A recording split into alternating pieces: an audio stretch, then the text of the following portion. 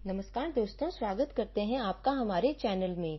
दोस्तों, धार्मिक और आध्यात्मिक कहानियां सुनने के लिए हमारे चैनल को जरूर सब्सक्राइब करें। आज की कहानी का नाम है हरि कृपा और हरि इच्छा। एक पोस्टमैन ने एक घर के दरवाजे पर दस्तक देते हुए कहा, चिट्ठी ले लीजिए। अंदर से एक लड़की की आवाज आई, आ रही हूँ। लेकिन 3-4 मिनट तक कोई ना आया तो पोस्टमैन ने फिर कहा, अरे भाई, मकान में कोई है क्या? अपनी चिट्ठी ले लो। लड़की की फिर आवाज आई, पोस्टमैन साहब, दरवाजे के नीचे से चिट्ठी अंदर डाल दीजिए, मैं आ रही हूँ। पोस्टमैन ने कहा, नहीं, मैं खड़ा हूँ, रजिस्टर्ड चिट्ठी है, पर आपके साइन चाहिए। करीब 6-7 मिनट बाद दरवाजा खुला। पोस्टमैन इस देरी के लिए झल्लाया हुआ तो था ही और उस पर चिल्लाने वाला था ही, लेकिन दरवाजा खुलते ही वह चौंक गया। सामने एक युवती खड़ी थी जो अपाहिज थी, जिसके पांव नहीं थे। पोस्टमैन चुपचाप पत्र देकर उसके साइन लेकर चला गया। हफ्ते 2 हफ्ते में जब कभी उस लड़की के लिए डाक आती, पोस्टमैन एक आवाज देता और जब तक वह कन्या ना आती तब तक खड़ा रहता। एक दिन उसने पोस्टमैन को नंगे पांव देखा। दीपावली नजदीक आ रही थी। उसने सोचा, पोस्टमैन को क्या इनाम दूं। एक दिन जब पोस्टमैन डाक देकर चला गया, तब उस लड़की ने यहाँ मिट्टी में पोस्टमैन के पांव के निशान बने थे, उन पर कागज रखकर उन पांवों का चित्र उतार लिया। अगले दिन उसने अपने यहाँ काम करने वाली बाई से उस नाप के जूते मंगवा लिए।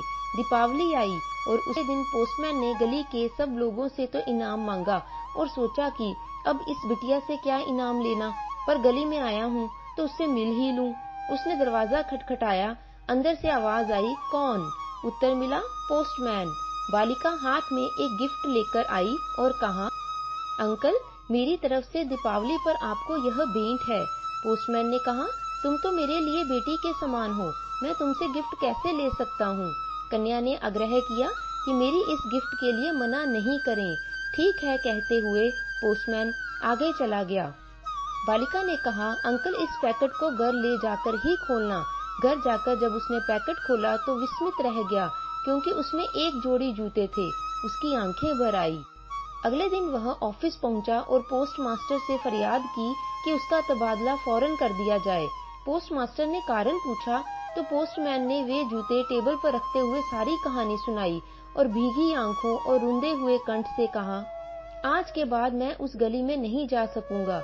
उस अपाहिज बच्ची ने तो मेरे नंगे पांवों को तो जूते दे दिए, पर मैं उसे पांव कैसे दे पाऊंगा। पोस्ट मास्टर ने पोस्टमैन से कहा, अच्छा ठीक है, आपके तबादले की बात कल देखते हैं। पोस्टमैन बाबूलाल पोस्ट ऑफिस से शाम को अपने घर उदास मन से जा रहा था। उसके कदम बहुत धीरे धीरे पड़ रहे थे। रास्ते में उसे एक जगह कुछ आवाज सी सुनाई पड़ी। उसने इधर उधर देखा, पर उसे कोई भी दिखाई ना दिया। पर आवाज साफ सुनाई पड़ रही थी। क्या हुआ बाबूलाल, किस सोच में डूबे हो? उस बच्ची ने तुम्हें जूते दे दिए और तुम उस बच्ची को पैर नहीं दे पाओगे, यही है ना? बाबूलाल ने मन ही मन में हाँ की। फिर उधर से आवाज आई, बाबूलाल, तुम भले उसे पैर नहीं दे सकते, पर उसके पैर बन तो सकते हो। अपने अंतर मन को जगाओ। और इतना कहकर वह आवाज शांत हो जाती है। बाबूलाल सुध-बुध खो चुके थे और जब घर पहुंचे तो उनकी पत्नी ने उनसे पूछा कि आप इतने परेशान क्यों हो। पोस्टमैन बाबूलाल ने अपनी पत्नी को सारी बात बताई और कहा कि जब तक इस बात का समाधान नहीं मिलता तब तक मुझे कुछ भी सूझ नहीं रहा है। बाबूलाल की पत्नी बहुत ही धार्मिक प्रवृत्ति की थी। उसने तुरंत अपने पति से कहा, स्वामी, हम दोनों के पैर हमारा पुत्र है, क्यों ना हम अपने पुत्र से बात करके उस लड़की की शादी अपने पुत्र से करवा दें। जैसे सभी 3 प्राणी रहते हैं वैसे 4 रह लेंगे।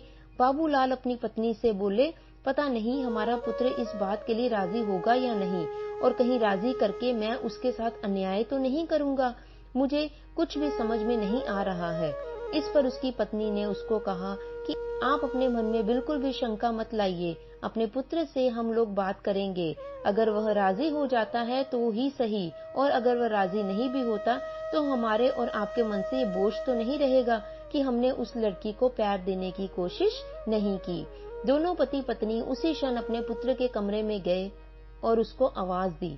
पुत्र तुरंत हड़बड़ाकर उठा और कहा, माँ, पिताजी, आप दोनों इतने परेशान क्यों हैं? क्या बात है, मुझे बताइए। पोस्टमास्टर बाबूलाल बेटे से जीमते बोले, नहीं बेटा कोई बात नहीं, बस हम लोग यही देखने आए थे कि तुम सो गए हो या नहीं। उन दोनों के चेहरे देखकर पुत्र बोला कि आप लोग मुझसे कुछ छुपा रहे हैं, जो भी कोई बात हो आप मुझसे निसंकोच कह दीजिए। बाबूलाल की पत्नी ने सारी बात अपने पुत्र से कही। पुत्र ने हंसते हुए कहा, बस इतनी सी बात, ये तो मेरा सौभाग्य होगा कि आप लोगों ने मुझे आपकी सेवा करने और आपकी व्याकुलता को समाप्त करने और पितृ ऋण को चुकाने का ये अवसर प्रदान किया। पोस्टमैन बाबूलाल अपने पुत्र की बात सुनकर बहुत ही खुश हुआ और उसे हृदय से लगा लिया और मन ही मन भगवान का भजन गाते हुए उसने रात गुजार दी। सुबह होते ही वह सबसे पहले मंदिर गया, उसके बाद उस लड़की के घर गया और उस लड़की से सारी बात कही। वह लड़की पोस्टमैन बाबूलाल से रोते हुए यह बोली कि मैं अपाहिज हूँ, आप मेरे संग अपने पुत्र को मत अपाहिज बनाइए। मेरी जिंदगी जैसे लिखी है मैं वैसा ही भुगत रही हूँ और मैं भगवान की कृपा से बहुत प्रसन्न हूँ। उसी समय बाहर से एक साधु गुजर रहे थे जो पोस्टमैन बाबूलाल और उस लड़की का सारी वार्तालाप सुन रहे थे।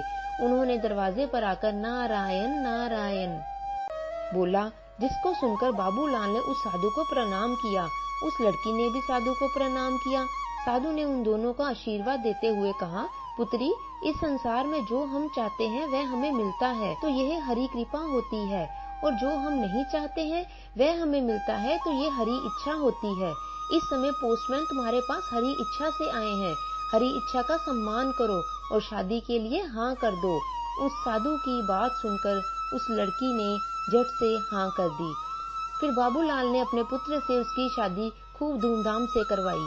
उसके पुत्र ने उस लड़की के पैरों को प्रसिद्ध वैद्य को दिखाया, जिन्होंने उसका इलाज करवाया और कुछ समय पश्चात वह लड़की अपने पैरों पर चलने लगी और पोस्टमैन बाबूलाल के लड़के की सरकारी नौकरी भी लग गई। पोस्टमैन बाबूलाल रिटायर होकर भगवान का भजन गाने लगे। इस तरह हरि कृपा से सब सुख पूर्वक रहने लगे। तो दोस्तों, जय श्री कृष्णा। तो दोस्तों, इस कहानी से हमें संवेदनशीलता की शिक्षा मिलती है।